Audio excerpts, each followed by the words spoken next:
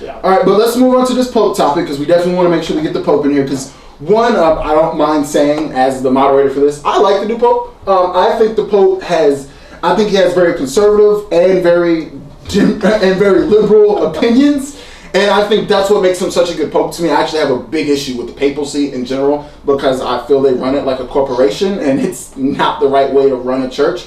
But this Pope is trying to bring the respect of the people back. Like, we're here for the people. We're not here to hoard money and wear gold crowns and sit in a gold chair and run small countries because of our policies. We're here for the people and to help people out. That's what the church started around. And I think that's what he's trying to do. And I think he kind of touched on all of those issues when he came here. And we're each going to take separate topics. I don't mind going ahead and starting with mine. I think family values and the way that he presented it was one of his more conservative views. He thinks that family values are in danger and kind of being attacked. And I think that does kind of hark to that recent, Supreme Court decision that gay marriage is legal. I think himself personally, he sees that as, I wouldn't necessarily go as far as to say an affront to marriage, but it's just not his typical type of marriage. It's not what he thinks marriage should be about. And I think it's because he also agrees very staunchly with Christian beliefs that a man and a woman are the ones who are supposed to be together and nothing else. You would think so as the head of the Catholic Church. Exactly. So that's why I think he said that. But based on those family values, I think the question is, do you all think that there is an attack on family values? And do you think the Supreme Court may have helped that attack on family values, if there is one, by allowing gay marriage to be legal? And Jason's already shaking his head, so we'll go straight over to Jaysin. Absolutely not. I don't think there's an attack on family values or on the family. I think when you give that right to people, which they should have already have had, it intensifies family values because now there are new types of families, and we get to see, different discussions going on, different ways that people are being raised. And I think, from what I've seen, that same-sex marriages, when they have a family, their children tend to be very happy and very functional people. And to say that having same-sex marriage destroys what different sex marriage has built up over the years is just absolutely ridiculous. And I want to make sure we make this two-part. So one is kind of talking about the Supreme Court decision with legalizing gay marriage. Second is, do you think there is an attack on family values? Do you think that the American family, the modern family in general, outside of even America, is being not necessarily attacked, but degraded to some degree? Well, I think you have to look at it like this, because I don't see the modern family as what some would say the Bible defines as a man and a woman, or what the Defense of Marriage Act says needs to happen.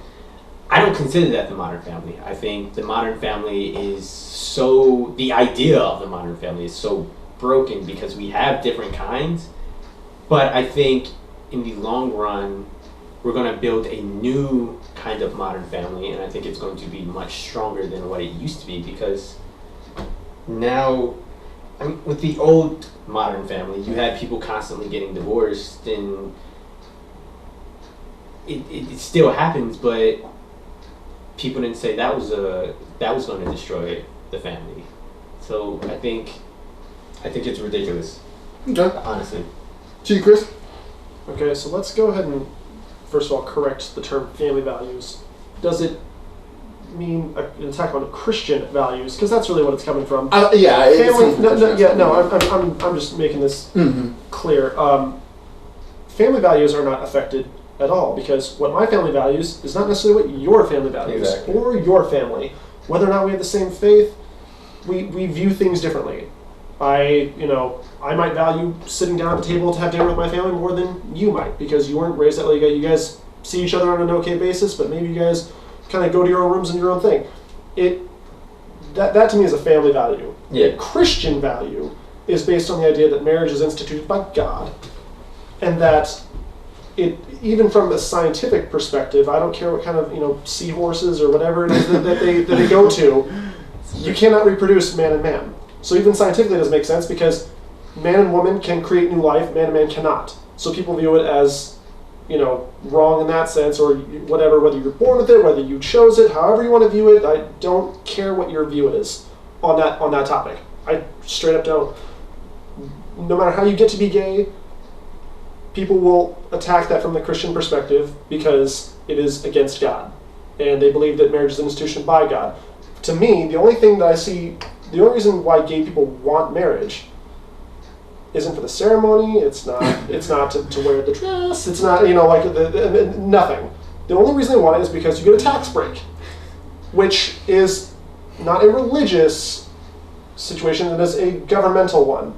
So if they're being persecuted for not having the tax break, then that's wrong because they're still people. Like I don't agree with homosexuality, but that doesn't mean that I have gay friends. They asked me, I didn't marry my wife for the tax break. I married her for life. Right. But you get the tax break for being married. So like the fact that you don't have that option available to you because you're gay, they were pissed. No, it wasn't because they weren't getting the tax break. It's because they couldn't marry the person they loved. Exactly. That's what they were pissed at. No, dude, because that... Yeah, exactly. Yeah, slow down. It's as everybody else, but they didn't want to get married just for the tax break. They wanted to get married because they loved that person. Yeah, I get that love is a part of the equation, but every gay friend that I've had, of which I've had many in multiple states, in Nebraska, in Georgia, in Texas, the people I've met have made that argument to me about not getting the same benefits from the government as a regular married couple does. I have very rarely heard, and I'm not saying it doesn't happen, that people, that they don't, I'm sure they get married because they love each other. I don't discredit that. But the number one incentive to make a big deal about it, when you could just be with that person, is because they're not going to get together and have kids unless they adopt one, in which case they'll be adopted with a new name. So unless you're really worried about like reproducing a child that you have to decide whose name is written on the birth certificate. A lot of them all made the same case to me of we don't get the same rights as opposite sex marriages do because we are outlawed as being not. Oh, I'm not marriage. saying that they weren't. That was a not big getting factor. The same thing as everybody else. I'm saying that their primary bitching point was you're not letting me marry the person that I love. Yeah, granted there's this and this afterwards, but this is the nugget, the primary core of it. I want to marry the person I love, and you should not have the right to tell me who I can and cannot marry if we are both two consenting adults. I understand that, and again, I want to ask you a quick question, Chris. Mm-hmm. Now, as a believing Christian, why is it that so many Christians and so many people of religion, even in the Muslim religion, believe that just because someone else wants to have a same-sex relationship, they're necessarily attacking their religion or these people just living their lives? Why is it that people in a religious forum feel like they're being attacked when they're not necessarily attacking them directly? Well, just them going against that institution, religious people feel it's an attack. Why is that? Well, because first of all, the idea of an attack implies that they're coming after you or that someone is orchestrating this to destroy you, which is part of the fear of it. The biblical belief in where it is stated is God defines it as an abomination. And so you have two types of people, and the second is much larger than the first. You have the people who read it in the book, and they see that that is what God values, that is what He dictates, and that is what we are to live by, and so that's what we're about. And that's what we want for all the things and it's not just everyone focuses on that. Like homosexuality is like the number one arguing point for Christians these days. But the idea of loving your neighbor as yourself and turning the other cheek and basically being as selfless as humanly possible and going further because God sets that example through Christ. And that's not discussed because the second group says, well, God says it's a sin.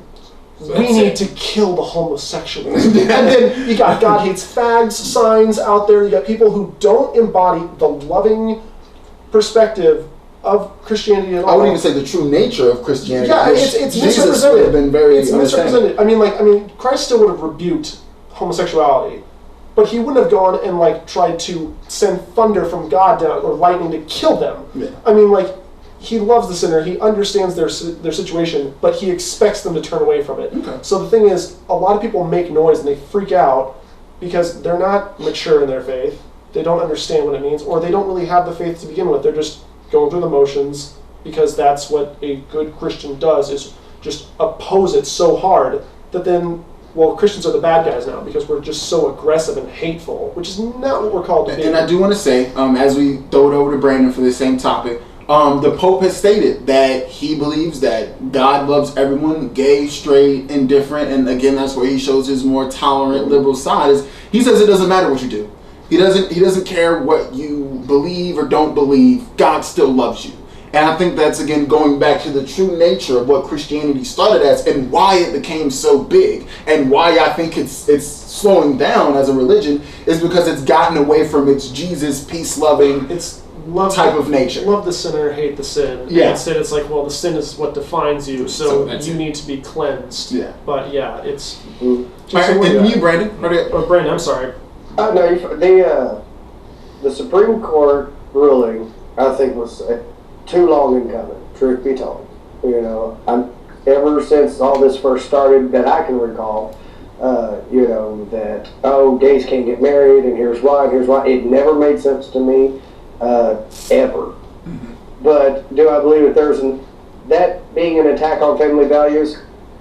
I'll quote, Jaysin, absolutely not.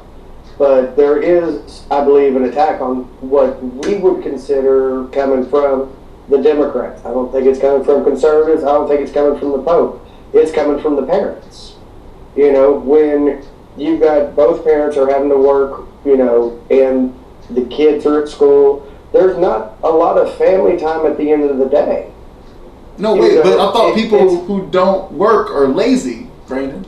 No, I'm not saying that they're not working. Messing. What I'm saying is that stay-at-home moms. I'm saying that's what people try to say is that you're lazy if you don't work, and and I think that's one thing, and I agree. That's a degradation of family values is not allowing someone to be home with the child. I think that's very important in what made families so strong back in the day. Well, I believe we need stronger maternity leave laws and things like that, but that's a different subject. Mm. What I'm talking about is the parents are hurting the family values because when they get home from work and the kids get home from school, how much is the family actually interacting with each other? Mm. Who's on a video game? Who's watching TV? Who's reading a book? Who's cooking dinner?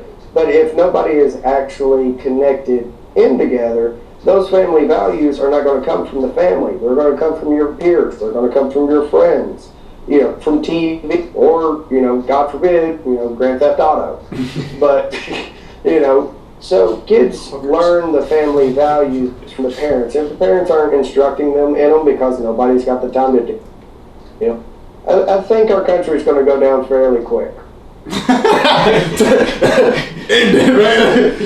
I do agree, and what you're trying to say, and what I think you said very clearly, is that the reason our family values, they're not being attacked by any one particular group. Every group's pointing at each other because they can't figure out why it's being attacked, but really they need to point at themselves because it's not about how other families are doing, it's about how is your family doing. Exactly. Are you spending time with your children? Instead of going and ranting about this person destroying the family, you should be spending that time taking your kid to their pee-wee game and making sure you watch the whole thing so that you can yell and talk about it with them afterwards. Or reading with your child at night. Eating at the table, which is proven that when you eat at the table with your children, they do better in school because they recall those things and they really enjoy school much more and learning much more because guess what? I get to come home and say I got an A to my parents and they love it and throw it up on the fridge. And those are true family values. And I think I agree with you. You have to really look at your family and not worry about others because